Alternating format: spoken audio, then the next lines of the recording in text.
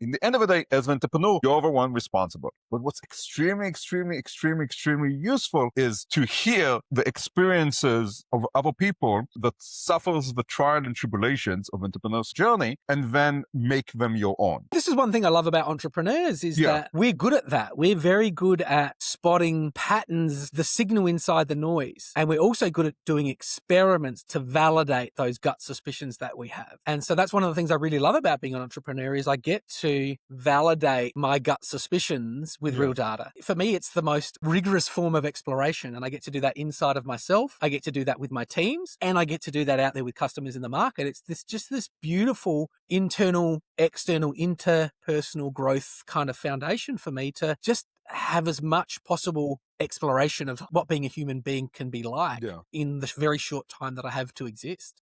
Welcome to the Haggai podcast. Buckle up. This episode is brought to you by Better Weight for Life, transformational weight loss aid, led by U.S. board-certified physicians, providing access to GLP-1 medications like Wegovy and Zepbound that are proven to help you lose weight and keep it off. This episode is brought to you by CardsBiz, a business card too good to give away. Hello, David. G'day, how you going? Doing well. And as people can tell from your very non-distinct accent, you're coming to us from down under. The land of bloody hell. The land of bloody hell. Yeah. We don't take things too seriously down here. It's a nice part of the world to be. It's like, life is. I feel like serious. it's to Hobbiton as Hobbiton is to Middle Earth. Australia is to the rest of the world, if that makes sense. It makes sense. And anyway, life's too serious to take seriously. That's like also my general attitude about those things. Oh, good. I'm glad we agree on that. I'm not sure that I'm in control of anything, so I try not to take it too seriously. So David, as we spoke offline about this, most of the people that make it to the podcast, well, not all, we have a lot of technology. We have a lot of, let's say, VC-funded companies, and also people who investors themselves. And you bring a bit of a different perspective. And I think it's very, very important to bring us to the Haggai podcast, who's focused on the entrepreneurial journey, and to bring like a much more the rainbow, the diversity of entrepreneurial experiences. So before we kind of jump into the questions, like who are you, David, and a bit about your philosophy. Like, where do you come to the entrepreneurial journey? Yeah. Well, I don't want to go too deep too early, but I like to go deep. I'm first and probably not foremost, but it's important to know I'm highly autistic. And what that means for me is I'm not confident that I exist outside of the interpersonal context that we're creating in this moment. Yeah. And so like for me, I'm very much, my experience of the world is not I'm a person over here and you're a person over there. And my daughter is bringing me sausage rolls because she's a complete legend. Thank you, Nicola. I love you. Love it. But that for me, there's just this moment. And I committed when I was 14 years old so that I could exist in the world to just staying here now in this and seeing all the different things I would get to experience by just committing to doing the next right thing. And so that's allowed me to become an incredibly impactful parent and spouse and advocate for my own needs over time as my confidence has grown. But it's also allowed me to look at the market and say, where can I most efficiently add way more value than I consume whilst having as maximum possible fun in the moment as I can possibly derive. And so I'm not really an entrepreneur so much as an explorer. I'm much more interested in play, and I'm much more interested in discovery, but not scientific discovery or technological discovery. The thing I'm most interested to discover is who can I be now? And so I guess I've just taken that. It's not even a philosophy. It's more of a coping mechanism with all of this and just but created is philosophy. space. But is philosophy. Well, I guess is a corporate. I've just created a space for, like I don't really believe there's a guy called David Bartholomeusz, but I know that there's an experience happening that I call the Davening. And that's the experience that I'm having in the moment. And that's really what I care about most is my children were dancing to a song that they really like, a song that's in Spanish that's trending on the internet at the moment. And they were dancing at the foot of my bed last night and they were copying each other's moves. They're 12 and 14. And, I was just there with them in that moment of spontaneous joy where they were just breaking into dance. And I was just 100% there. And that's what I like to do as an entrepreneur is to say there's an emerging zeitgeist or whatever you want to say, and to say how much of that can I get a direct experience of by being in the market and bringing things to people and saying, here's a this, do you like it? How could I make it different? What do you like about it? And those sorts of things. So it means that I open a lot of businesses and some of them are successful and most of them are not. So I want to do a little time travel, okay? As an entrepreneur, where are you now? And you mentioned multiple businesses, just if you don't mind like listing all the things you're involved with at the moment. Yeah. And So then we go back.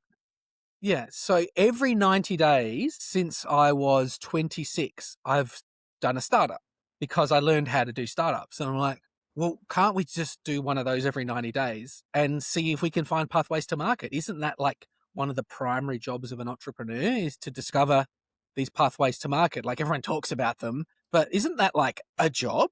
Because I really like finding pathways to market because it combines exploration and curiosity with data-driven validation. And so I can, in 90 days, do an experiment that allows me to figure out whether or not human beings behave in a peculiar way around a particular market opportunity without needing any ethics approval from a university. Like for me, that's just amazing. And so I'm constantly doing startup experiments and they're mostly just don't go anywhere. But now and then 33 of them have yielded a positive result, which has then allowed us to go into startup mode and actually then say, okay, this startup is now validated in the market. What does early stage scaling look like for that business? So I've then, those 33 businesses, I've tried to take them through that scaling process. And of the 33, 3 of them are currently in process and 16 of them have scaled to a point where I can give them to a grown-up to run. And 14 of them have just, for whatever reason, just fizzled out or just killed themselves or imploded or those sorts of things. So that's been really, I started doing that when I was at high school and I've been doing that ever since because I'm not really the sort of person you want hanging around in your workplace. So I just started just doing stuff bare to market when I was at high school and just found my way. My parents are not business people. My parents are school teachers. Yeah. And so I just kind of wandered around just trying businesses until I was maybe I think 23. And then some other entrepreneurs said, oh, this guy's not going away. And then they brought me into the entrepreneurs organization kind of wider network and community and connected me with these things about how to actually do a startup and how to actually scale a business and those sorts of things. So it's been, a good 35 years really of just playful exploration. I never had the intention of being an entrepreneur. I didn't even know if that was a thing 35 years ago. Certainly wasn't where I was growing up. I just knew that I loved to do these experiments and that it was far more fun to do these experiments directly against the cold face of the market rather than the sort of academic experiments that people got to do in corporations and institutions and things like that. I just found it really fun. It sounds fun, at least to me. But so can you give us some of examples of the companies that made it to the other side that you're currently involved in, you handed over? Like what do they do, scale, and so on? Yeah, so I've had quite a successful law firm, an entertainment company, a series of IP companies, a hire company. It's not industry specific because I just see pain in the market and I do a startup experiment to see if the pain will validate weird behavior in a consumer group. And then if it does, then I just bring a team around it and see what scales out. And I don't try to build a business for exit. I just try and have the maximum fun. And so now here at 49 years of age, I'm no longer doing any of those things anymore. I have a team that do the startup experiments and then I act as a non-executive director across the startup business, which is called Mothership. And then we have a business that's then in scaling. And then we have a business that's for sale because it's finished that scaling process. And ideally that business will be exited to my team. But if the team doesn't want the business, then we'll go to the market and say, are there any adults out there that want to own a business? Because Dave wants to go and do some more playful experimentation. And like, what scale of businesses did that Small create? scale. Like once a business has an autonomous leadership team, which is the thing, that's what I'm really best in world at, is just very, very quickly taking a team from being essentially followers of me as their manager to now I'm leading a team of leaders. And as soon as that leadership team is set up, then another adult can come in and run that business. So sometimes these businesses are at, like ideally the business will be at between 1 and 5 million turnover when we bring in the grown-ups and they take that business and turn it into whatever they want to turn it into. Or ideally, if that business is scaling nice and quickly and my team's more ambitious, they can come in and get shares in the business and then go off and make that business great. And as they exit my shares to me, I make some money out of that, which is nice. But I'm not really that interested in money, except for that it allows me to do more experiments and hang out with my kids and things like that. So I've never really been that interested in having lots and lots of money. It's never been a driver for me. So listening to this, right? There's two. I think there's two possible reactions, right? Two possible reactions. One, this is horrifying because, like, in the sense of like, again, entrepreneurs saying, "I can hardly manage my one company. How does the hell, does David do this in multiple basically a portfolio?" That's like one reaction, and the other reaction might be, this is fascinating, but how the hell is it done? But both of them come back to how the hell is it? How is the hell it done and impossible? I would like you to please, like, if you can choose an example you think is representative of your discovery process, and kind of walk us from inception to creation to scaling. Yeah, and one thing that I really want to point out is this is not the right way. Like, this is the David. No, like, but this it's is David not done. It's the David way. Exactly. Like, this is not done to even find the right way for me. This is done to kind of push my subconscious to just explore itself at the maximum level. So this is not like a recommended way of doing things. But it's interesting. I don't think there is a recommended way, right? But it's either a way that works for you, if there's a way that doesn't work for you. So if you allow me to go on a bit of a rant based on this, and it's that I think that it's always have been, as a reader of books, there's a lot of people that come and say, "Here is a way, and it is the true gospel." And it's and this is not to say that that person is not believable. So let's put aside people that just want to do to sell courses or something like that. Something who genuinely comes from a place from experience, but it's this person's experience, right? It's this person's experience. And if my skill sets are, so for example, I'm not a programmer. I'm a technical guy, but I'm a programmer. I am not likely to develop the cutting edge LLM AI company as a developer, right? Maybe there's something I can do as a non-developer, but not as a developer. So there's things that work for one person but don't work for another person, or at any given time. So we began in this conversation. I believe in the rainbow of entrepreneurial experiences. We need our own flag. Well, now that I think about it, the EO logo kind of looks rainbowish. Maybe they need to add a few more colors for the diversity part. 50 Shades of Awkward. 50 Shades of Awkward. But I think what's really useful, and this comes from the EO perspective, right? Okay, and again, I need to explain. For people who don't know EO, me and David know each other from EO. EO is a global organization of entrepreneurs, nearly 20,000 entrepreneurs worldwide. It's not a networking organization.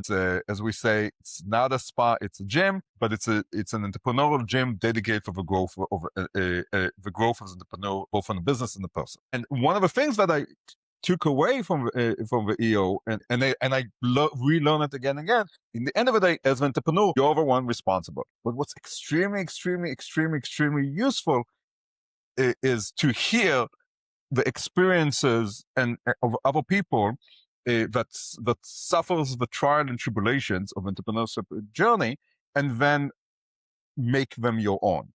Pick and choose what is useful to you and disregard the rest, if I misquote Bruce Lee, kind of thing. It's like that. So, but this is one thing I love about entrepreneurs is that we're good at that. We're very good at spotting patterns, the signal inside the noise. And we're also good at doing experiments to validate those gut suspicions that we have. And so that's one of the things I really love about being an entrepreneur is I get to validate my gut suspicions with real data. Yeah. And for me, it's the most rigorous form of exploration. And I get to do that inside of myself. I get to do that with my teams, and I get to do that out there with customers in the market. It's this beautiful internal, external, interpersonal growth kind of foundation for me to just have as much possible exploration of what being a human being can be like in the very short time that I have to exist. So David, let's make it concrete. Give us an example of a company from inception to creation to scale. Beautiful. So I had a theory when I was very young that the whole model of the way that the nightclub industry worked in Australia was just really just bonkers. Because first of all, there were these physical spaces that were just completely unused, except for they were only really generating profit perhaps 8 hours a week. And all the rest of the time, they were just these gigantic, just money sinks. And so I used to think about how could we share the space of a nightclub? Could we create a nightclub that was also a cafe during the day? But then what I realized was we could actually just co-opt other spaces and turn them into nightclubs for between 10 and 20 hours a week. And the other thing that I also really got was that most of the people that were potential customers for nightclubs didn't go to nightclubs because nightclubs felt too exclusive. And so what I did was I set about creating more of a, I would say, mythopoetic foundation for the creation of nightclub communities, which would then inhabit spaces. So rather than creating these impressive spaces and then trying to convince fancy people to come to them and spend large amounts of money, I had a theory that we could actually create mythologies in real space. And then once that mythology was co-created with a community of people, that would become their space, and then they would frequent it and pay us $10 to walk through the doorway into that space every week for keeping it operating for them. And by doing that, I was able to then create really cheap experiments to basically start these.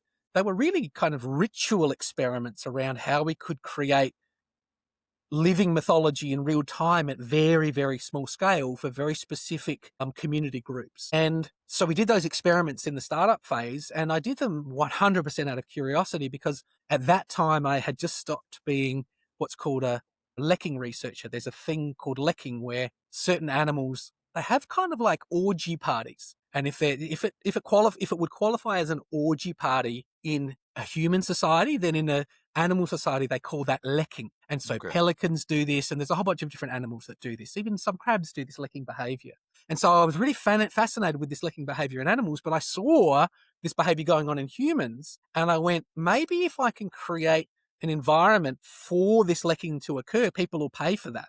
And so that then became, once I'd kind of validated that this behavior was a real behavior in human beings, I then asked myself, what is the cheapest, most efficient and direct route to create from scratch a lecking environment in a space which is co-opted to another space so that it's really, really cheap?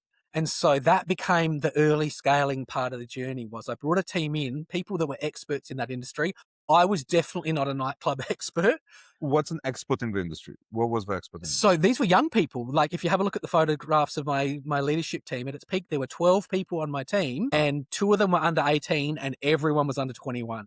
These were people that were living inside that zeitgeist, and I was training them up about how to be executives, and they were training me up about how young people create mythology. They were in the party scenes. They were in the party scene. They were in the party scene. Not necessarily. Some of them were in the party scene, but all of them had an interest in ritual. So there were a lot of actually religious people. We had Mormon people, we had Christian people, and we had pagan people. It's interesting, but you started with an orgy, and now we're talking about Mormon people. I'm just saying. Yeah, but this is what I'm saying. This is the counterintuitive stuff around the creation of a vibrant team around that, because this lecking behavior is still going on in Mormon communities, but the way that they ritualize it is really, really amazing. And so these people brought an understanding of the ritualization of sex that we wouldn't have gotten if we hadn't had some of those people on the team as well. And so it was, for me, as a researcher of human behavior, which is kind of the thing that really that's what I get up for in the morning, is to just be fascinated by all of the ways to be a functional human being and all of the ways in which society can be functional at a point in time. For me, it just allowed me to do that. And how did you find those people? Primarily at the sites. I was just at the sites and talking to people about what my vision was. And these were people that most of them were originally customers. And then they became really interested once they discovered that these communities weren't happening by accident and that there was a mythopoetic foundation to them, but the creation of those communities was happening in real time. The underlying theory behind this was that human beings crave ritual and mythology and love to create it for themselves. And if we create a space for that, they'll do that and they'll pay for it. And the assumption was correct. The market was not supplying that. And so my initial kind of structural economic suspicions around the incorrect utilization of space and around the need for people that had been ostracized from public community space to have public community space, like those kind of more structural suspicions, actually revealed something much deeper about an unmet need inside the human population, which once I really understood that and I shared that with people, it was a magnet. We had hundreds of volunteers and we had, at the peak, I think we had 1,500 people that were what was the volunteering. vision? Like, what was the vision? The vision when I first started, like my vision, was really to create a really super safe space for people to explore and make the most of their summer of love. And it was really around that summer of love experience that I had missed out on between sort of high school and university. There's kind of like those endless summer nights that you have where you hang out with your friends and you create these sort of lasting lifelong memories and make mistakes that you'll never make again because you learned the hard way and all those sorts of things. I had a desire to make that experience really, really safe, but also really, really sacred. That I felt like this was an important rite of passage for people. And there was no real way for young adults to really fully explore and express that because it was all either commoditized or it was high end. And it was kind of, you had to have a lot of social status to kind of have a good experience of that. And I wanted to make that experience accessible to everyone, not to make money, but because I felt like it was important for people to have that experience. I hadn't had it and I was not good at socializing with other people. I didn't know how to speak to people of the opposite sex. I was not confident because I'd never really got to have those experiences. And the idea that our company would allow everyone to have a safe space to really be fully expressed in their summer of love, that was deeply important to me. And people could feel that. So you found the teams. You found the team. You had a vision. Like, how did you structure it? Like, what happened? Well, this was in the very early days. So this is like when I just joined EO. I had this business with all these contractors and staff, and I didn't know anything. And so I really, like, if it wasn't for EO, I don't know what would have happened because that's where I really then met good mentors. And for me, that was a absolutely critical piece. Was there was a president of the YPO chapter here that took me under his wing. And then there was a program here in South Australia called the Young Entrepreneurs Program or something like that. And then from there, I was then encouraged to join Entrepreneurs Organisation. And I just had to upskill my ability to just know how a business operates. It's the fundamentals of execution. I was very good with vision and strategy. I was terrible with execution and I was terrible with people. And my cash was okay. And so I got really, really good at cash. And then I got pretty good with execution, but I just brought in good execution people because I knew I never wanted to get good at that. And I tried to get good at people, but I've never really gotten good at people. And so as I've matured, I've just relied more and more on bringing other people into the business and saying, no, I get strategy very right and I'm very good with cash. So I'll look after those two pieces. I need someone who can execute and I need someone who's good at people. And then I've got a business that can scale. And what happened to the business? So the business grew and grew and grew. And we grew out to about 250 staff and contractors. And then the banks changed the way that their loan agreements were working with our site holders. And the site holders were no longer allowed to let us use the space. And that kind of really dampened down the model. So when that dampened down that part of the model, I had a look inside of that business and I said, for the future, where is the biggest profitability inside everything that I've learned? And that was in weddings. And so that business pivoted out towards weddings. And that business was actually quite substantial. So instead of selling that... That's a big pivot. That's a big pivot. It's not that big a pivot because a wedding is also a rite of passage where people are creating mythology. And I dared to ask the question, who other than a DJ can turn two families into one in 5 hours? And there weren't many other people that knew how to do that. And certainly not people that had the business experience and the courage to go and really put that out there to the market.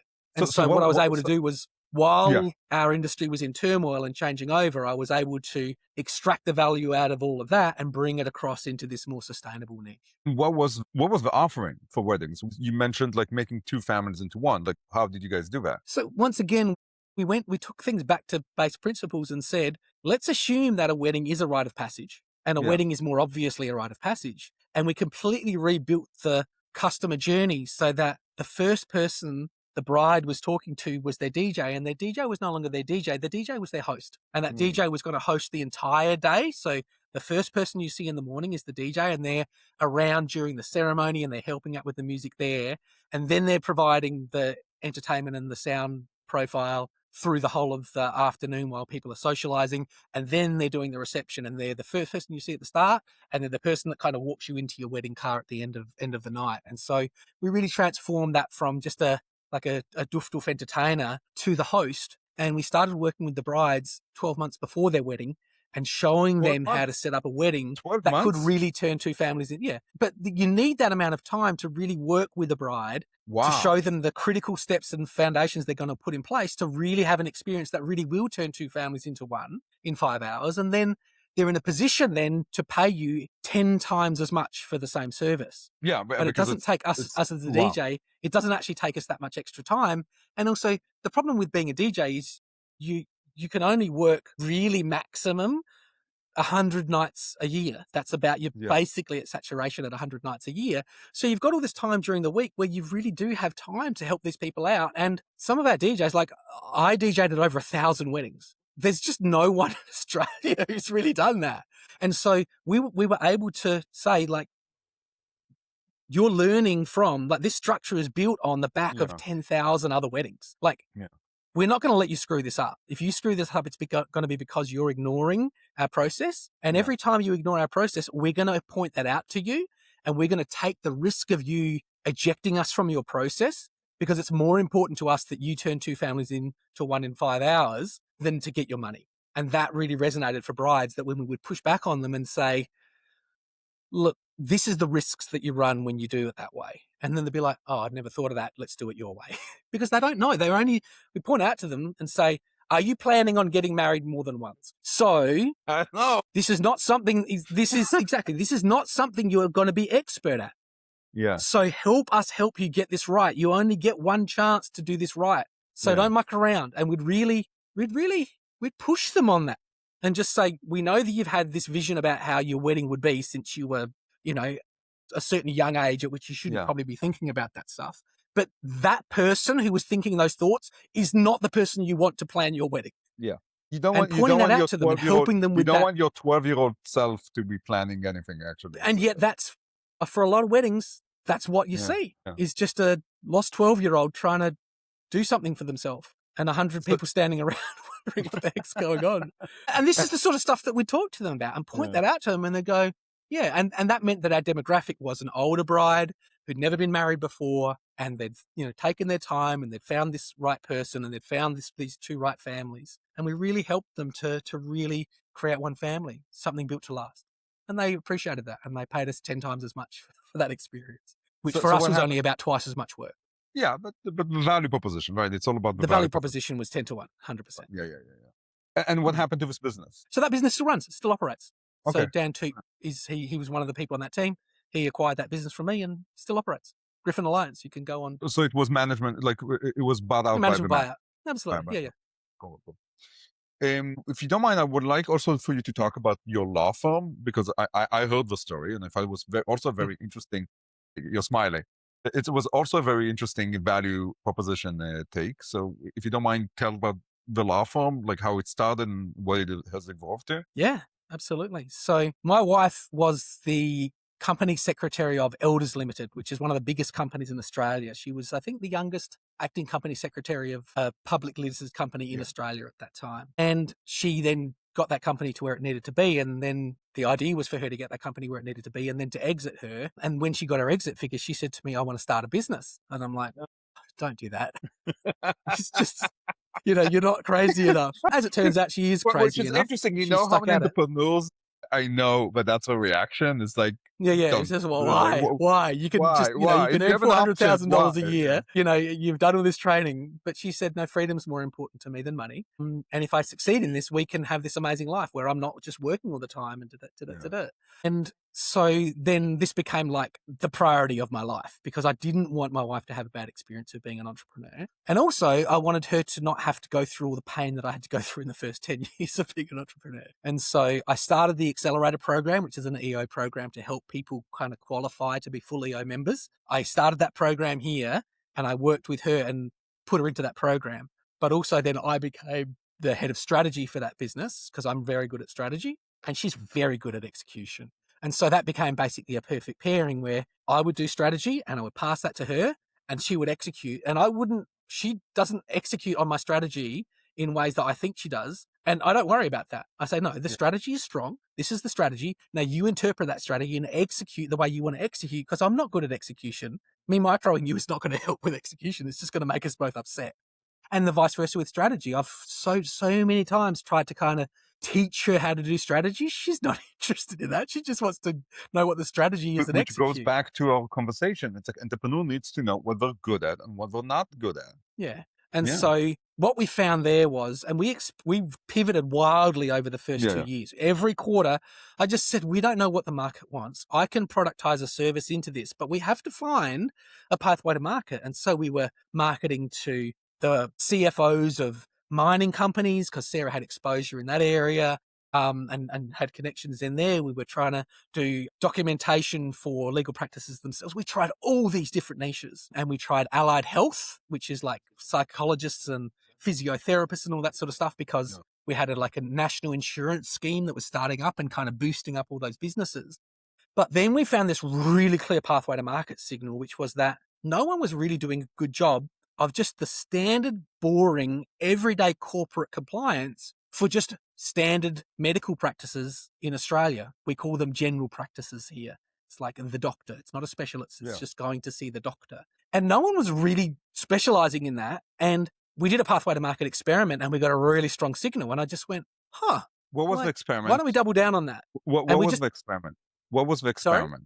So the experiment was very basic. The experiment was just getting on the phones, and just because general practices are on the public register, you can just call them. And we went to them and said, this is what we specialize in. And this is just our basic capability statement.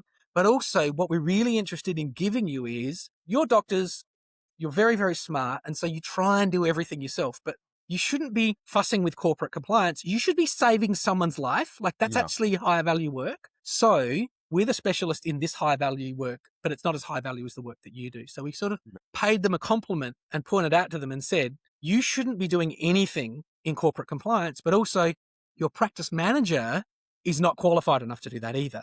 And this is like, if you get this wrong, it could shut down your practice. And so you want to be able to have a trusted partner to do that with. But the other thing is, we broke it down a little bit and pointed out that probably a lot of people make corporate compliance in medical seem more complicated than it needs to be. And we just drew up we showed them that it's actually a finite piece of work, and that staying up to date doesn't have to be a big drama.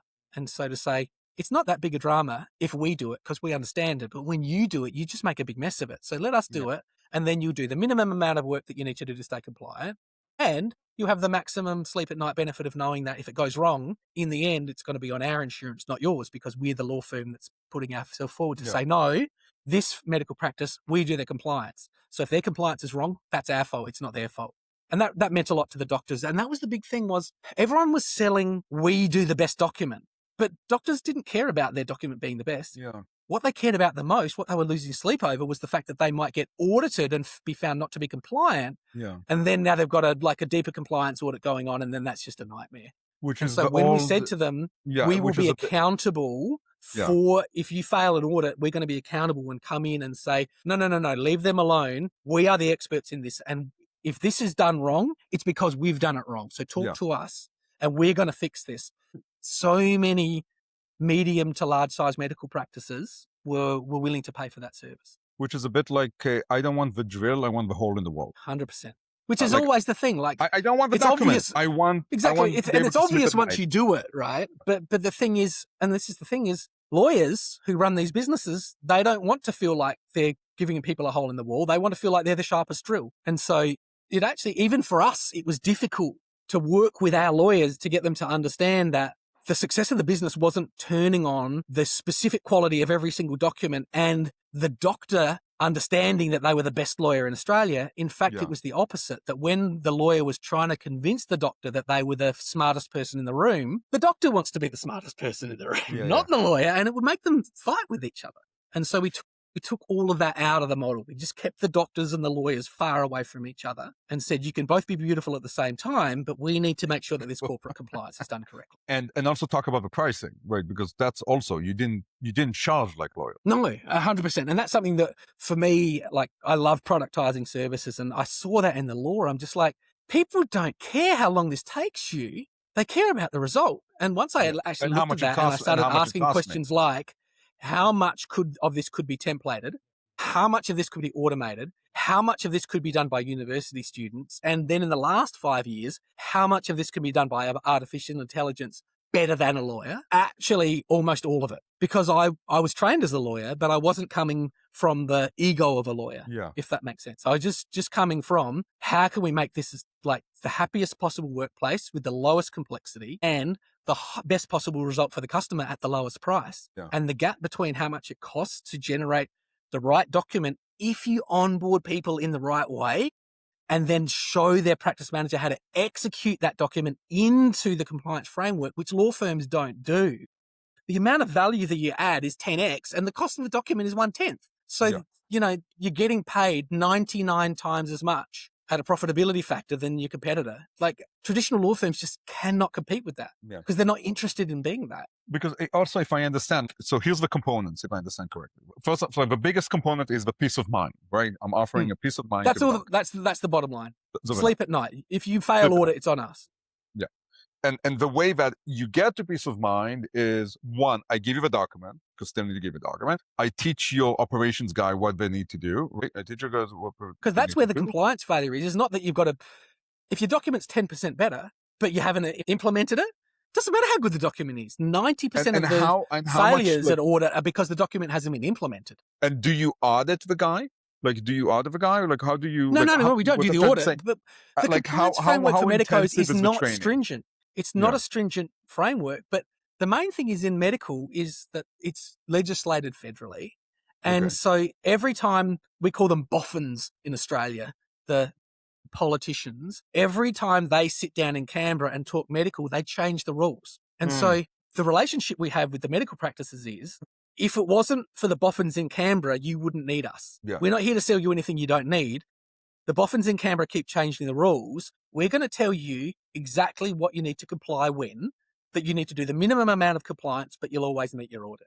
That's our job to know that. You can't know that. We can know that because we do this for everyone and we have experts that actually figure that out. Not just to have the best document, but to know when to go and make the changes, because they have like a census period of like 1 to 3 years. Don't change it now. Like, people ring us and say, I need a new this. And we're like, why? And they're like, because they just changed the rules. And we just go to them and say, there's a 3-year census period on that. You don't have to change that document for 3 years. What else have you got going on in your business? And then they tell us and we're like, no, you don't need to do that document next. You need to do this and then this and then this and then this. And you won't be doing that document for another 2 years. And they're like, oh, that's why people told us to talk to you. You actually know what you're talking about. And did you develop a subscription model, or you just basically find yourself reselling the service every time there's a change? We have tried to create a more formalized subscription model twice and just fallen flat on our face twice. Like, it makes me so confused and frustrated about, we haven't figured out how to give doctors the confidence that we won't do something dodgy once they just commit to just paying us less money up front. Like, it would save them so much money to pay us up front, because then we can schedule all the work in and we can just do it when it's due. It's so much easier for us, and it would give them, in theory, more sleep at night. But me and my team have not figured out a way to explain this to medical practice owners in a way that they feel comfortable with yet. We're still trying. We'll keep going. So basically you sell a chunk. We sell a tiny, when we start, we just sell a tiny service, like a $3,000 thing that they need to do this. When a medical practice comes to us, we just assess whether they're starting up, whether they're just in growth phase, or whether they're mature. And depending on that, we know there's only like 2 or 3 documents that they should be starting with. We know from the compliance environment, we're like, if you're a starting practice, and you exist now, we ask them, we say, do you have one of these already? Do you have one of these already? Do you have one of these already? And if they have all three, we say, can we just have a look at them to see? And we say, when were But they done? everything's okay. Yeah. And we look, and if everything's okay, we're like, you know what? We're going to call you back in a year. In a year's time, you're going to need this document, but you don't need that for now. Just focus on getting more customers because you're just starting up, that sort of thing. And it just wins their confidence. The other thing is that these conversations can be had with university level students who are studying law, because we're not giving legal advice at that point. We're just giving them advice about the overall compliance framework that they're coming into. And we're having university students understand the compliance framework better by explaining this to our customers. Yeah. And so that saves us so much time and money and allows us to do that really, really well. And that's becoming increasingly AI supported as well, because the AI... Because in the end of it, there's a checklist. We know how to check it. Exactly. The AI does really, really well with checklists, and it does really, really well with compliance environments. And so once again, this is stuff that it's highly automatable when you kind of get off your high horse and just say, what of this should be done by a human? What level of human should be doing it? And then no one else is doing that. How do we build it? Yeah. So I would like to maybe take a step back, like zoom out and maybe try to codify a bit entrepreneurship according to David, like with philosophy. So can I proviso that? Can I just say something about that? One of my core life aims is to be unrecognizable to myself in 5 years' time. So the way that I do entrepreneurship now looks so different to how I did it 5 years ago, and 5 years ago, and 5 years ago, and 5 years ago. I'm not searching for the holy grail correct way to do entrepreneurship. I'm just searching for like more weird, fun ways to be me. Okay. So let's say maybe it's like lessons learned from or key lessons from everything. That's what I think. Not the gospel. So let's start with even origination, like idea originations. Like, what are the sources of a curiosity, randomness, or thoughtfulness that basically say, oh, this is interesting, I need to look at it? Like, where does that come from? My primary sources of creative substrate are shadow work and lucid dreaming. Okay. So this is not these are protocols that I've cultivated over 30 years to allow me to think about the world in just fundamentally different ways, because that's what the market's paying me to do. And so I don't wait for inspiration to strike. I ask and say, which human beings on the planet have the highest neuroplasticity? We know the answer to that now. We've mapped it on fMRIs now. It's Tibetan monks. So I just went straight to them and said, I want to have the level of neuroplasticity that you have, but I want to use it so that I can actualize as a human being using capitalism as a forcing function rather than spirituality. And they're just like, that sounds really fun. So what do you actually do? Like, so what does that mean? Like every 90 days you sit down and meditate, and what kind of meditation? So a normal human being at somewhere between 9 p.m. and midnight is going to fall into an unconscious state called sleep. And they're not going to recall what happened. And it's going to feel like it was over in a blink of an eye. And it was, when they wake up, they'll just feel refreshed or not. When it turns 9:15 here, my alarm goes off and I sing a song to my children that makes them leave my room because the song is so awful and go to bed. And then I do my lucid dream induction. And that's the start of my day. My day starts at 9:15 p.m. And then my experience between when I drop into light sleep through to when I come out of 4 to 5 cycles of moving light, deep, REM, then back up into light and then into REM and bits of REM and like these different sleep phases, they're very distinct experiences for me. And a single sleep period, 8 hours of clock time, can feel like up to 6 months for me. But the average at the moment for me is about 2 weeks. So, and last night was fairly typical. Yesterday feels like it was 2 weeks ago for me, like yesterday daytime, if that makes sense. I did 2 weeks worth of stuff last night when I was asleep because I have developed the awareness to sit inside my subconscious and use it as this radical, unconstrained probability simulator, if that would make sense. So I think for most people listening to this sounds fantastic, right? Like fantastic both in terms of like... Yeah, it doesn't sound real. No, okay, outside of a normal experience. But exactly, but that's the whole point for me, because that's what I'm going for. But what do you... I'm not doing that to have business ideas. I do that because it's an exploratory practice of my internal state, the wider shared consciousness that I have with other human beings and plants and whatever that is. I don't really care what it is. I just care that I'm in it. But what it yields is this guy. Does that make sense? Like it's Yeah, not yeah, the other way no, around. no, Like this guy doesn't but yield that. no, what I'm trying to, Practicing those practices yields this guy. so somebody is listening to it, I'm inspired, it sounds crazy, I want to try it out. Like, and they want to say, okay, I want to have 2 weeks at the night. Like, what do they do? What do they need I'll to give do you a get link to a basic training course. The guy that taught me, a British guy, Charlie Morley, the British Secular Buddhist Association paid for him to create a free course on all the basics of lucid dreaming. I review that course every year because Okay. it's the best piece of free information anywhere in the world of any type, because it allows me to sit in foundation consciousness on my own terms without needing a guru. And what that means is that, guess what? This guy's coming up with interesting pathway to market experiments. He's having a really good time, so he's not getting fatigued. So every quarter he's smashing out these experiments, which yields pathways to market, which yields opportunities to start and scale businesses, which just means I've had more opportunities to just do that than other people.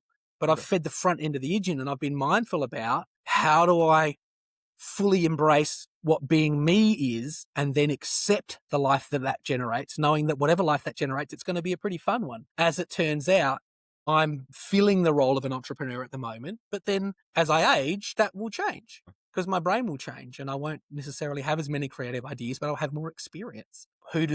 What role do I feel in 10 years' time? I don't want to know. I want to do the next right thing now and keep doing that for 10 years. And then whatever I'm doing in 10 years' time is going to be awesome. So send me the link later, and we'll add it to the show I'll notes. send the link so you can put it in there. It's amazing. So every once in a while, this process you have yields an experiment that you want to take on. Every once in a while, like every night, 2 or 3 experiments will come up. Okay. So what do you do? I can't possibly test them all. So I've got a folder of all these ideas. Oh, you have a folder. Okay. Yeah, you have a folder of exactly. ideas. And how do you choose? So there's all these ideas. And then every quarter, I don't do it anymore. Edward, who's the head of that of the mothership now, he and I sit down and we have a look through all these different ideas. And other entrepreneurs come to me because they know that I'm good at doing startups. Other entrepreneurs come to me and say, can I join the mothership? And I'm like, put an idea in. If your idea gets selected, we'll run it. But also you need to whatever ideas we're running to market, we also need to see you do scale a business as well. So we might ask you to come in on one of these teams in early stage scaling too. What's the criteria for you to choose which idea to pursue? Primarily, we're looking at there's just 2 primary things. There's two pieces to the puzzle. The first question is, does it have a really clear, obvious, and distinct early adopter customer segment? Because if it doesn't, it's very difficult to do an experiment on that. But don't worry about and especially like we have to say that, like, correct me if I'm wrong, you don't do venture capital most of the cases, right? Don't need to, because the experiments are just looking for pathway signals. So basically you are looking for cash flow. We run them for 15K Australian. What's that, 10K US? Yeah. Because if there's a signal there, it's going to show up whether we spend 10K or 100K. Yeah. A pathway to market signal is clear and distinct. You don't need to spend a whole bunch of money to get it. No, fair enough, but that makes the early adopter very, very important, right? Because exactly. And that's what I'm saying is that's why the early adopter is. If I have to invent the product, educate the market, create the norm, like that's a very much longer cycle. If we don't have a pathway to market, we don't even get to there. So why are we worrying about that, right? Just deliver more experiments, and some of them are gonna win. Yeah. When people try and it's like going to a casino and trying to guess the number that's going to come up on the roulette wheel in 3 spins time. Don't do that. Put money on red or black. Yeah? Yeah. That's how you play. This is a casino with a positive 20% return. Get your bets on. Like, that's how you win, not by saying, I predicted 3 turns in advance that it would land on black more often than other people. That's just luck. I'm sorry. Yeah, but actually just putting lots of small bets on, I can do that. As a child of school teachers, I can do that. No one can prevent me from doing that. That's what I love about entrepreneurship. Anyone can do what I do. Put some bets on. Like, that cost 10 grand when I get other people to do it. When I was doing it myself, it cost maybe 2 grand in ads. I just set myself a budget, 1 to 2K in ads, and that's it. And I'm not doing minimum viable product. I'm doing a minimum marketing product. I'm not even building product at that point. Like, especially now with the internet, it was harder when I was younger because building a minimum marketing product before the internet was actually quite hard. You had to just make flyers and posters and physical things like that. Now I can just spin up a website, especially with AI now. AI can build me a website in 45 minutes that's perfectly good as a minimum marketing product. And so so that's the first thing, is it's really, really clear and obvious early adopter. And the second function is, how is the balance between And this is something that we've really figured out. How good a balance is there between pain and openness? Because this is a diagram that we do for all of these startups. We have on the x-axis, we have pain, and on the y-axis, we have openness. So we plot that early adopter in there because we want this early adopter to be in a middle level of pain, not high pain, not low pain, and we want them to be highly open, if that makes sense. And this was a mistake that we made with so many startups was we tried to do startups that had a very high pain threshold, but when people are in a early adopter personality types are in very high pain, they get pain paralysis and they don't act. And so we want to try and cure a middle level pain for someone who's very open, because that's where we're going to get our first pathway to market signal that's going to kind of kickstart the flywheel for the engine. We need to build the startups. The startup is like a starter motor. And once we have that starter motor going, then we can say, okay, we've got a living pathway to market here. Now let's go back to that diagram where we had the early adopter plotted in here as medium level pain, high level openness. And let's have a look now and say, how do we now move towards a customer that is lower openness so that they're harder for our competitors to steal, and a customer who's in slightly higher pain. So essentially we're moving from, on the diagram, we're moving sort of from the top sort of middle and we're going down and to the right. And we're selecting those core customers. We're delivering core customer experiments into only customers who are down and to the right of that core customer. And it just clarifies everything in early stage scaling, because we know every quarter we're doing core customer experiments for the first 4 to 6 quarters. We're not trying to scale. We're doing experiments to say, is there a valid core customer inside of this? If there's not, why are we scaling out early adopters who are just going to vanish when a copycat comes across? And we go we nail it with that core customer at small scale before we scale it out. And then we just start scaling. And as soon as we've started scaling, then we'll bring in the adults and say, hey, this is a good business. Someone should buy it. So before we bring in the adult, let's stay a second. Can you articulate? So can you give an example that kind of articulates this customer positioning you're talking about? So it's not too academic. Yeah, absolutely. So for instance, when we mapped out in ULegal, we were mapping out all these different customer segments. And what we found was that there was a very, very high pain threshold I talked about the CFOs in mining. Like, mining is different in Australia to how all other companies work. These companies can just disappear overnight. It's a different system. They have like no liability companies. And so the CFOs, like, they're stressed. Like the way the balance sheets they have to run and the P&Ls they have to run, they can really genuinely disappear overnight. And so their pain level was very, very high and their openness level was very, very low. And so it allowed us to see very quickly, like, map them in against different customer segments. Whereas with physiotherapists, for instance, they were very, very open to change, but their pain levels around getting corporate compliance was basically close to zero. Like, their audit process was just causing them, like, it was not a very strict audit process. And so they had strict audit processes in the way that they were practicing as a physiotherapist, but not in the way their businesses were running. And what we found was we experimented with surgeons and general practitioners and specialists. And what we were able to do was, when we first started, we were primarily working with the owner of the medical practice being a doctor. But what we discovered was that if there was an owner in that practice who was not a medical doctor, but was actually the operations manager, the practice manager, and they were either the spouse of one of the doctors, or they were a really good practice manager who'd been given equity, that person was really, really, really, really a sweet spot for us of really understanding that practice manager. Their pain threshold is higher than the doctor because they're in the day-to-day pain of the corporate compliance. And they know the problem. And that's the other thing is the sleep at night value that they got was actually higher than the doctors because they were closer to the problem, if that makes sense. Yeah. And so then we were able to dial in and say, yes, we'll deal with a practice owner who's a general practitioner, but really our sweet spot is to start to look a bit deeper and find the practices where the practice manager is an owner in the business. And those people, they really get it.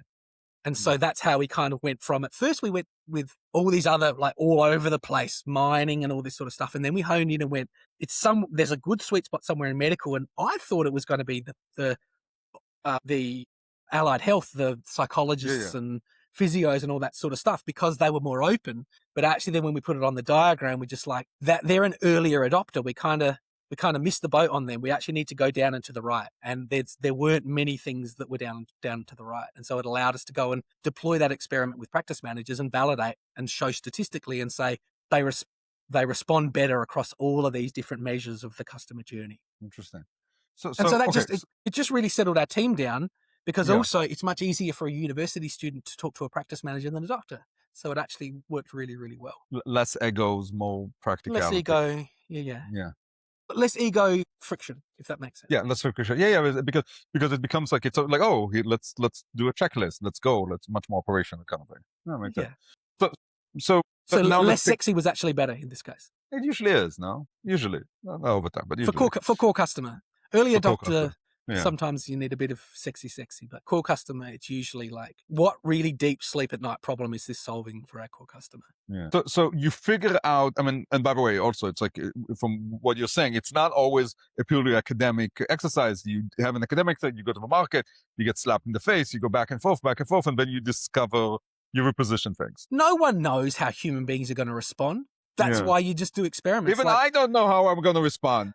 I don't know how am I going to respond, right? And this is the thing, right? We're looking for statistically significant experimental samples. Yeah. Like we want to test this with 100 to 1,000 people, not 10. And we want to let the data guide iterative experimentation quarter on quarter. Like this is how I make my own luck, if that makes sense. I don't know. I love to predict what I think is going to happen to remind myself that like I've been doing this in a structured way for 25 years, and I might know 10% better than someone walking along the street. But that's a bit of a scientific process, right? You have an assumption, but reality is what you're trying to discover reality.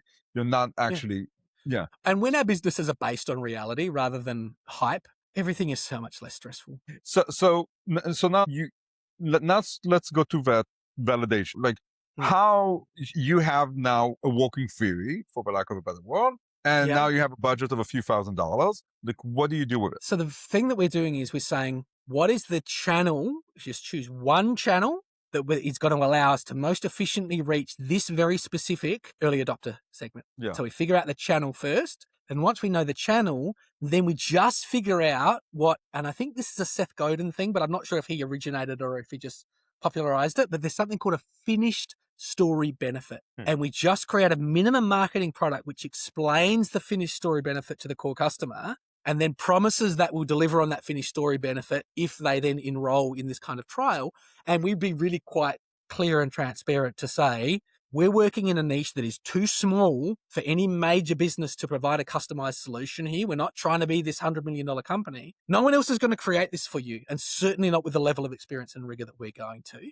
But we love to do this. So you commit to purchasing this, and if enough people commit to purchasing it, then we'll build it.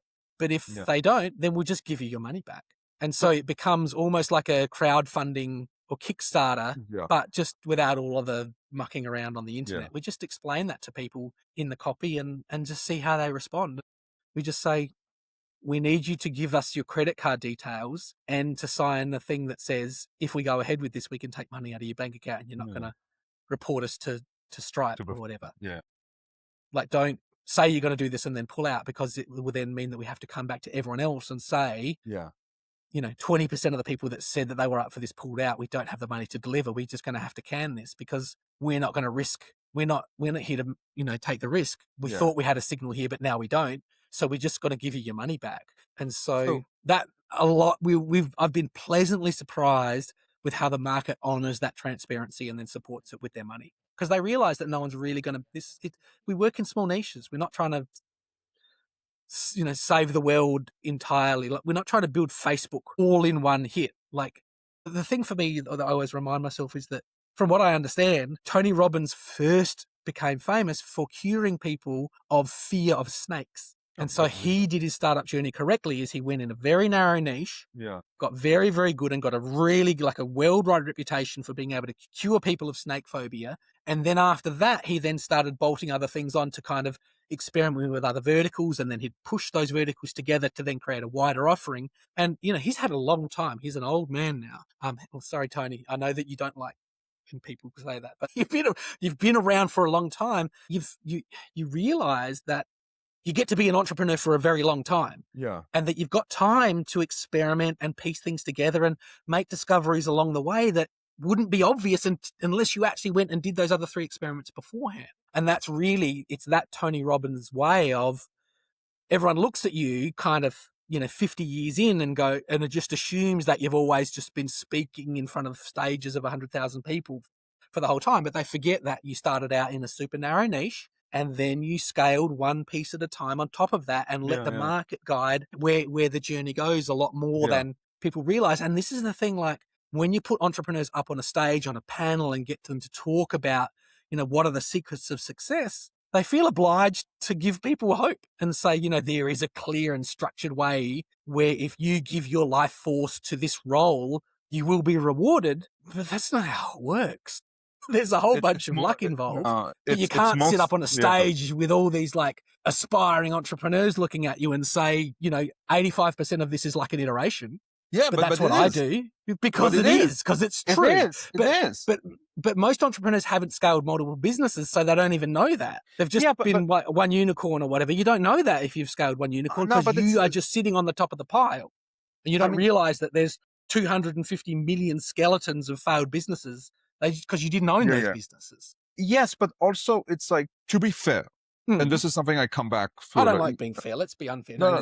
You be fair and I'll be unfair. No. But it's like, supposedly, I want lucky generals. I want to hire lucky generals, right? So with your own luck. I mean, to get lucky, you have to fill in the lottery form, right? Like the minimum. It's like the chance of you winning the lottery is extremely small, but it's a near impossibility to win the lottery without actually filling in the form. So it's like that. So like being a successful entrepreneur is damn hard, of course. I don't think it's hard. I think it's iteration and luck. Yeah, but that's not hard. You have the skill set. That's clearly understanding the role and taking the actions that are commensurate with the role, which is gamble a lot in a positive yield casino. But you have the skill set and the experience, right? So here's what I'm most hearing. importantly, I have the mindset, right? You have a mindset. Like for so me, many entrepreneurs come to me and say, help me scale this business. And I look at it and I say, the sooner you close that business, the sooner you can start scaling a business. Yeah, it's kind of that business has trapped you inside a marginal model for 20 years and your ego's kept you connected because your identity as an entrepreneur is more important to you than actually being successful in your life. Yeah. And by the way, to be fair, now you know why I have no friends, right? Because no. To be fair, I've been guilty of this myself. It's like I have been and just like so people don't think it's a. My son just brought me my dinner. That's service, multiple layers of service, right? It's like that. It's like here's my take on that specific thing, and it's not an excuse. The ability to be consistent and to strive and be willingness to keep at it is very useful when you're on the right path and very horrible when you're on the wrong path. It's very horrible when you're on the wrong path.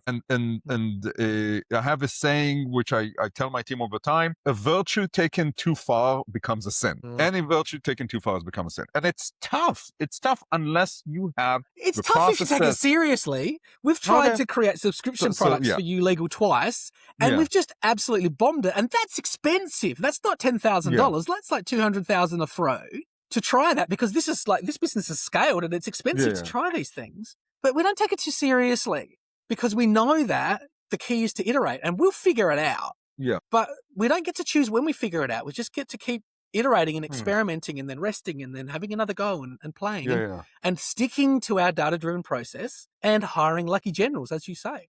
Yeah. So let's go back to the process. You did an experiment. You chose a channel. You chose an experiment. You chose a use case of a target early adopters. You chose a channel.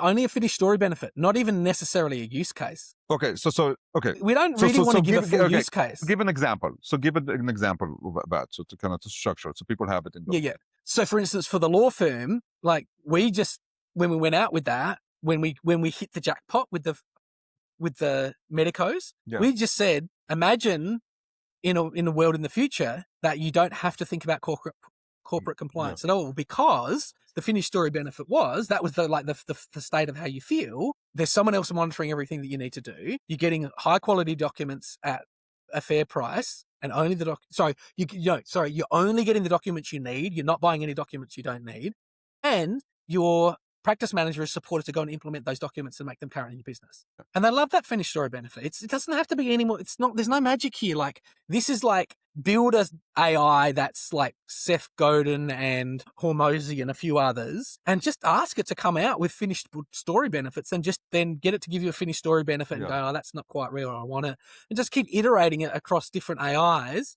That'll get you a base finished story benefit that's probably good enough to run for a pathway to market experiment. The thing with pathway to market experiments is, if there's a signal there, it will show. You don't need to have the best copy. When I do this, we do it the same way each time, because I want my copy and I want everything to be about as crap as it was last time. Does that make sense? Yeah. As long as my pathway to market experiments are the same level of badness every time we do them, then the signal ratios are going to be correct for us. Yeah. So it's not about doing the best pathway to market experiments, but it's about doing consistent pathway to market experiments. Like in a way you're saying, don't be too convincing.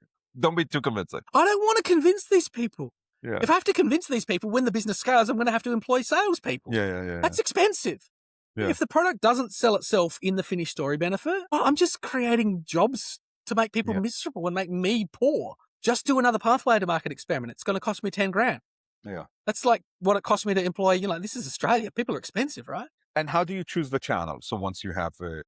Once again, just with the channel experiment, we're asking, and this is like, we're only using like, really basic things like Facebook and Google ads and things like that. And then, like ad zombies and just the basic things. We're not using fancy stuff. There's nothing, we want to use commodity stuff so that it's kind of there. But we're saying, which channel do we think this early adopter uses to make decisions? Not uses the most, but uses to make decisions, because that can be different for early adopters. The reality is we just have to guess. Like, there's no, we don't know how human beings are going to behave. And that's an area where my experience sort of comes to bear. Like, I'll be part of this setup piece to say, oh, maybe this or maybe that. But the reality is, I don't know. I'm planning to live for another 40 years. That means I've got 160 more pathway to market experiments. I get to put money on red or black 160 more times. Yeah. Like, what if I get 20% better at that over the next 40 years? It doesn't matter anywhere near as much as not getting burned out and just making sure I stay at the casino. Yeah. Is that fair? Like, people try to extract this kind of but that's underlying crazy system. Fair, the system is stay in the freaking casino. Yeah. Don't burn yourself out. Stay in an exploratory, playful state. Build out not terrible systems to deploy this with ease and grace. Like, everything that we do is just modeled off the lean startup, Eric Rice. We don't try and be smart. We try and just be equally average the whole time. And the most important thing for us is, once we set up the experiment, we then get really clear. We have a look at data from past experiments that we've done, and we ask, before we deploy the experiment, what constitutes a positive signal, what constitutes a negative signal, and what constitutes an awkward middle ground where we might potentially put this on ice for a quarter or two, but list it for a better experiment in the good. And that's it. And then we just run the experiment and we just get what we get and don't get upset. Explain that. So like, what's a good, how do you define a good signal, bad signal, and medium signal? For me, if we're sending out a convincing finished story benefit, if 20% of people click through and ask for more information on that, so that then we're then delivering, then goes to the website and they can read information about what we're doing here and then click and say, I want to give you my credit card details. We don't really worry about whether they give us their credit card details, because that's exchange of value. And we can leave that to a deeper experiment in a future quarter if we're like, oh, we've got signal here. But if 20% of people, as a sort of, it would depend, but if 1 person in 5 clicks on that information from a stranger just straight off the finished story benefit, we've got a signal there. If 5% of people, if 1 person in 20 clicks on it, we probably don't have a signal. But we want to have a conversation as a team to say, I don't want to have a 15% margin of error in the middle. Like, let's say if it's, if we think this is like, if this is a bit clickbaity, like if this person, if this core customer is a bit, if they're highly open and they're just going to click on whatever, then we might say, above 20% is a win and below 15% is a fail. Yeah. But if we're having a look, and this is where mapping out their pain and openness scores and getting that a bit clearer, like that really helps us estimate this. Whereas if we're looking at it and go, you know what, actually this person is a bit more discerning, but their pain is a little bit high. So then they might be bouncing off this a little bit. They might be skating around across the top of it because it's a little bit a bit too painful for them to really think that they can do anything about, or they're a bit more skeptical. Like medical practitioners, as it turns out, are quite skeptical. And so we got quite a low click through for there. Like I think it was around about 10 on the original, but we'd said if 10%, if one doctor in 10 or more takes up this finished story benefit, they are quite skeptical because they often feel like people are constantly selling them things to them and forcing them into making fast decisions about things that they don't really need.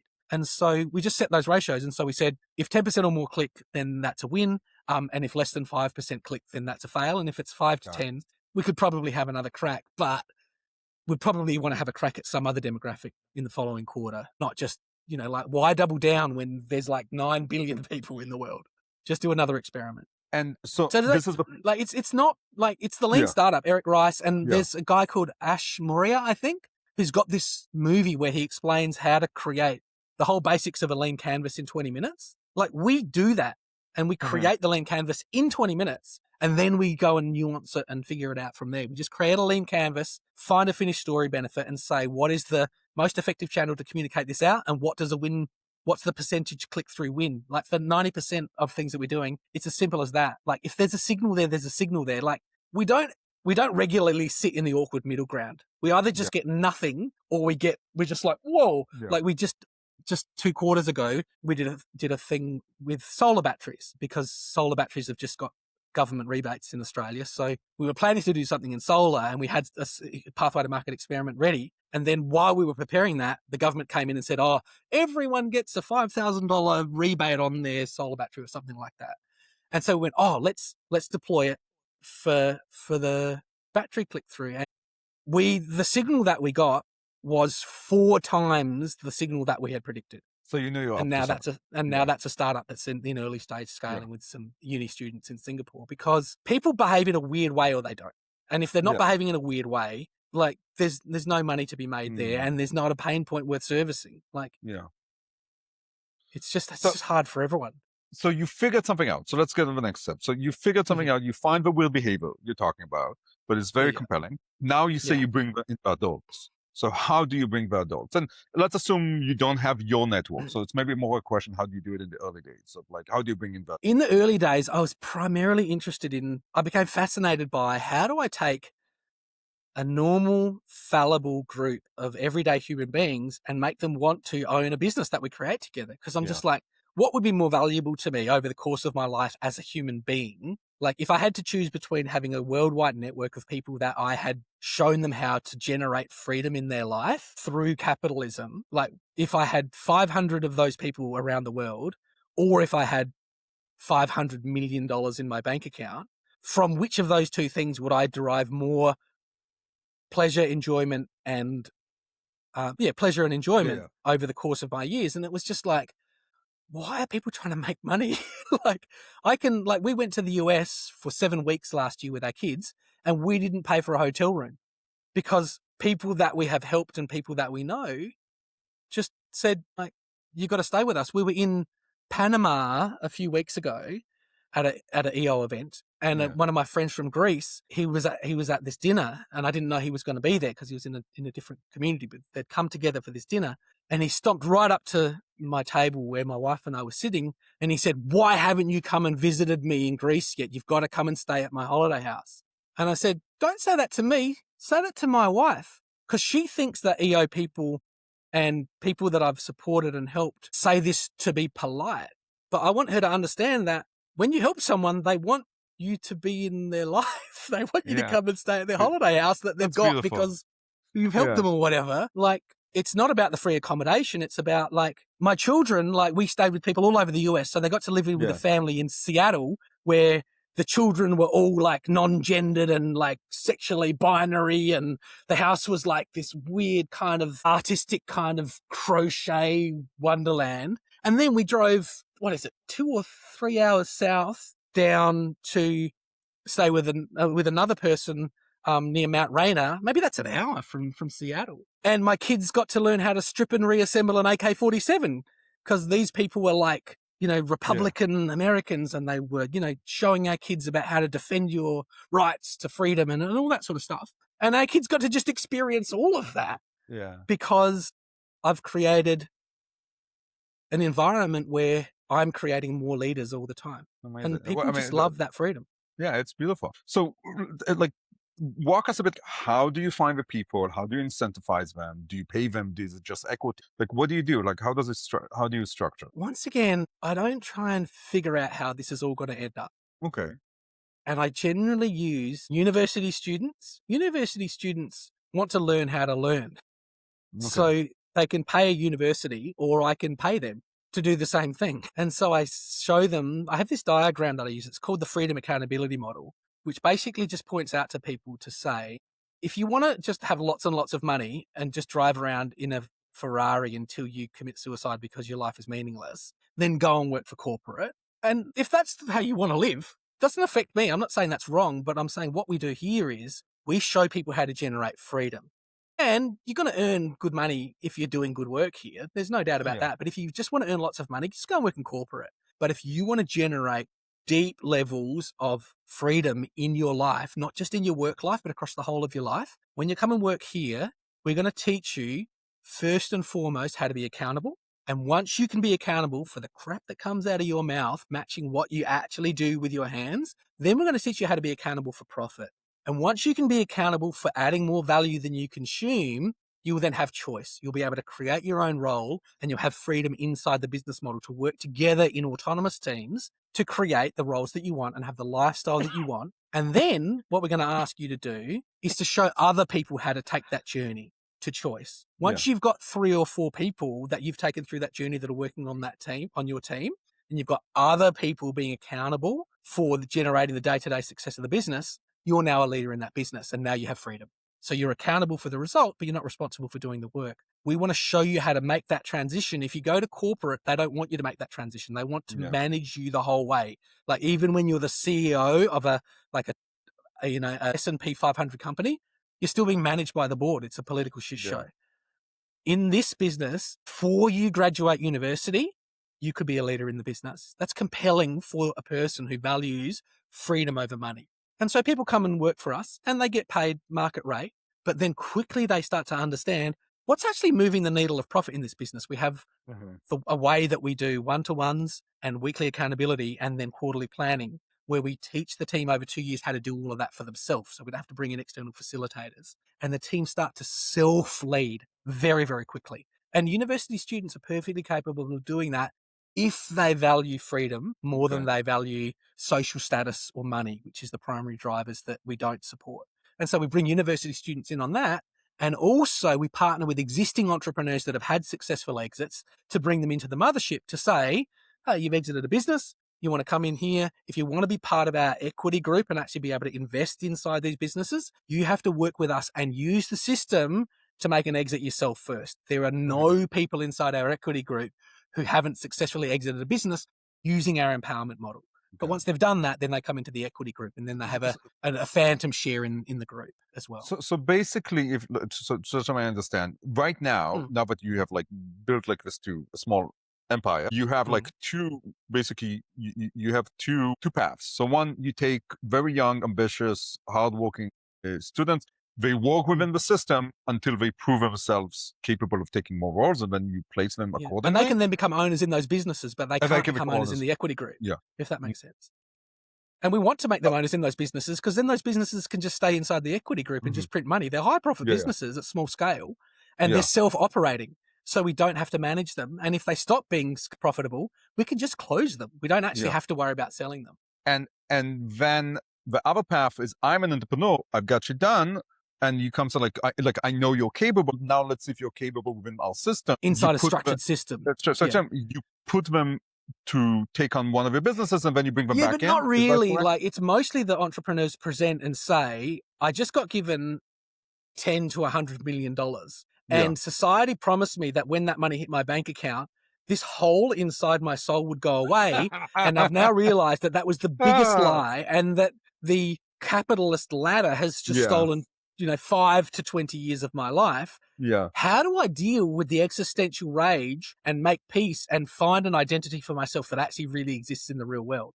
How do I transform myself from the manager of followers that forced that exit to a leader of leaders? If they want to transform themselves from a leader of leaders, we bring them in and say, this is at its heart a transformational human experience where you get to transform yourself from an egoistic manager of followers into a leader of leaders and then be rewarded for that with, it's not about the big exits. It's about being part of an equity group that's committed to just having businesses that are actually just genuinely really good businesses to own. Small scale businesses and sharing in that. Equity group, to be part of an equity group, you have to do what? You have to scale a business and contribute that business back to the equity group.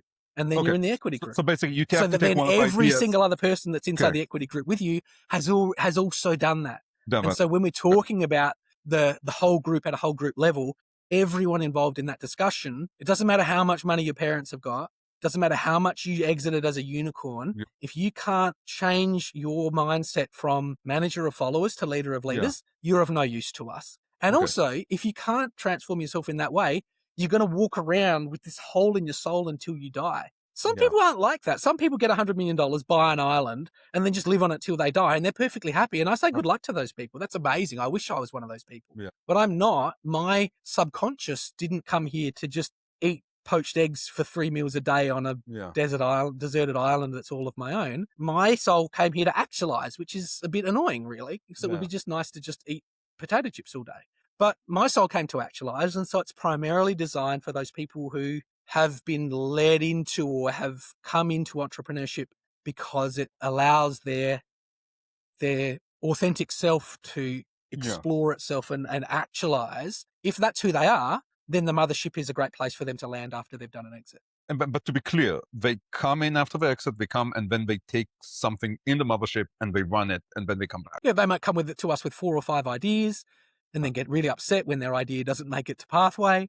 And we're just in a process of moving over. We were doing 1 pathway to market experiment per quarter. But over the next 2 years, we're going to shift over so that we're doing 3 pathway to market experiments simultaneously, but in a different production line month to month. So essentially, we'll turn one startup experiment out every 30 days. In 2 years' time, we'll be there. So we'll go from being able to do 4 pathway to market experiments a year to being able to do 12. So it'll mean that we can have 3 times the growth rate because we're doing those pathway to market experiments. And we think it'll probably be closer to 4 times the growth rate because we'll have more entrepreneurs contributing to that idea pool and looking over those pathway to market experiments. So it's not just, we're not just going to be putting on more bets, but we should be betting better as well. So as we're coming kind of close to the close of our very fascinating conversation, what do you, like, is there something that we missed in this conversation that you think, oh my God, like people need to know this about everything we talked about? I don't think we missed it, but I would love to kind of just explore a little bit more about, for me, there's a part of the collective subconscious that loves to play and experiment. And there's a lot of people who are led towards entrepreneurship because they loved that when they were at university. And then once they start to have success, society tells them that they need to be a CEO now because that's what their business needs. But actually the thing that I've discovered for me is that it's in society's interest to kind of put me inside that box. It's convenient for me to just press go on a business that's adding more value than it consumes from when I'm 25 until when I die. And that I might do 2 or 3. But the more I speak this way to entrepreneurs, the more entrepreneurs at first tell me that I'm way too full on and that I'm asking questions that are inappropriate and I need to calm down and stop telling them how their life is. And then 3 to 12 months later, they come back to me and say, I've felt into what you've said and I've had a look at my life and I've been trying to get an exit from this business for 20 years, but now I realize that I can't get an exit because my ego won't let me exit. Because when I exit, I don't know who I'm going to be because I've been pretending that I've been a CEO for 20 years and I've got completely out of touch with why I really got into business in the first place. And then I say, welcome back to reality. That's happening. I used to think maybe 5% of entrepreneurs were like me, but now the data suggests that maybe 50% of entrepreneurs are like me in that way, in that really they got into this to experiment and play and to find a more authentic and free expression of themselves, not to make a whole bunch of money to pay for private school fees and business class flights and other stuff that adds marginal value. That's true. And I, from personal experience, I can say that I've heard this more than once. Even a previous podcast we just did, Lily had this conversation after he did a major exit, and he basically had the same situation you're describing for. So I think it's more common than not, I guess. Yeah. And I have to The say, more courage I've had to speak up about it, the more people have come to me and said, thank and you. And not thank you for saying something I've always known about myself. Thank you yeah. for having the courage to challenge me to actually take a step back and have a deeper look and realize that there's a whole part of my life that I've sidelined and I don't want to do that anymore. So we will thank you. I'm going to thank you also, because one of the things that really resonated with me in this conversation, that gave us a lot of takeaways and interesting things, and I feel aha moments and stories, and even some practical things. And I made a mental walk. But you really reminded me about the play, about having fun. And I have to say that I forget that every once in a while. Like, if I would say 30% of the time I remember that, but I think I need to be a little more conscious about the fact that I do have fun. I do have fun with all the problems, the headaches, and the trials and tribulations and business development entrepreneurship. I have fun in the entrepreneurship journey and doing that stuff and experimenting and figuring out, and even sometimes figuring out, oh well, that was a waste. So thank you for reminding us, and I think this is a great way to kind of end a lovely, lovely conversation. And David, people who want to find you and learn more about what you do, like, where can they find you? I'll give you my WhatsApp number. Just WhatsApp me. I'm a normal human being. I'm here outside in my yard. This is where I work outside with the birds. I'm a normal person. I check my WhatsApp every Wednesday, but don't just send me a message. If you're going to communicate with me, tell me about the discovery that you've made about who you really are because of the conversation that you've listened to today. Because I don't care about you. I care about me, because I can do me. It's not my job to do you. But if you've found that, if you discover that $100 million isn't going to fill that hole in your soul, there's not many entrepreneurs in the world that can support and guide you around that. I'm one of those people. So tell me about that, and then get ready to have an uncomfortable conversation, because I'm not here to be your friend. I'm here for you to actualize, if that's what you want to do. Do you want to say your number? I can say it, yeah. +7 819 553. Thank you, David. Thanks for having me. This was fun. It was fun. Cheers. It's a wrap. This Haggai podcast episode ends here, but you don't. Now, is it crazy to think that you know somebody who'd love this episode? Share it with them, and they'll love you for it.